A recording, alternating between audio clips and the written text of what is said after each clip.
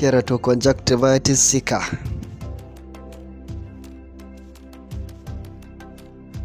Wannan wani yanayi ne da ɗan adam ke samun kansa na bushewar idanu sanadiyar lacrimal gland baya aiki yadda ya dace.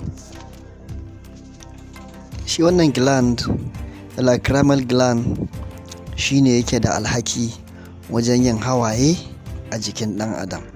Sannan su kuma hawaye suna taka muhimmiyar rawa wajen kula da ido da kuma tabbatar da lafiyarsa.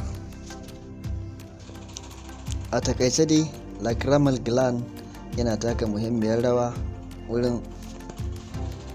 wajen lausasa ido da sauran aikace-aikace waɗanda suke taimakawa wurin goge ido, tsaftace shi da sauransu. Wato su waɗannan hawaye da ake gani suna taimakawa sosai wurin ɗauraye ido da fiddo wani datti daga cikinsa.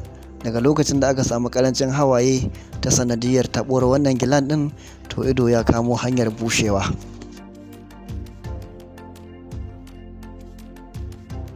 To me ke jawo bushewar ido? Na ɗaya, akwai shekaru, wato aging. Na biyu, akwai ciwon shiga, wato diabetes.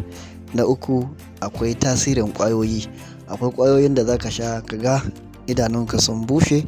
Sannan environmental factor, yanayin wuri inda ka samu kanka, ta yiwu area ko kuma yankin akwai zafi da sauransu. Wannan zai taimaka wurin bushewar idon. Sannan a samu iska wanda yake busasshen iska ko busasshen yanayi, shi ma wannan yana taimakawa wajen bushewar ido. Sannan deficiency of vitamin A, a samu ƙarancin vitamin A a cikin jiki. Shi fa vitamin A yana taka muhimmiyar rawa wurin tabbatar da lafiyar ido. To daga lokacin da ya ƙaranci a jikinka, sai idonka ya fara bushewa. Alamominsa: mutum zai rika fuskantar bushewar ido, jan ido, sai ya rika jin kamar wani abu ne ya faɗa mashi a cikin idon nasa.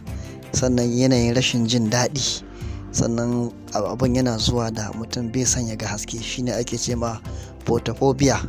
Sannan mutum ya rika samun wahala wurin juya idanun, domin in aka samu ƙarancin hawaye a cikin ido, za ka ga movement na idon yana zamantowa da wahala, saboda babu lubrication, wannan ɗan grease ɗin da zai ɗan rika lausasa idon yana juyawa hagu da dama. Abinda na ɗan mance ban ƙarasa ba a cikin abubuwan da ke jawo shi shine topical drugs, magunguna waɗanda ake shafawa ko wanda za a iya sanyawa a ido. Misali, in aka ce topical, da abinda za a sanya a ido ko a fata suna ake ce ma topical drugs. To su ma in aka samu suna da irin wannan matsalolin, suna iya ba idon mutum ya bushe.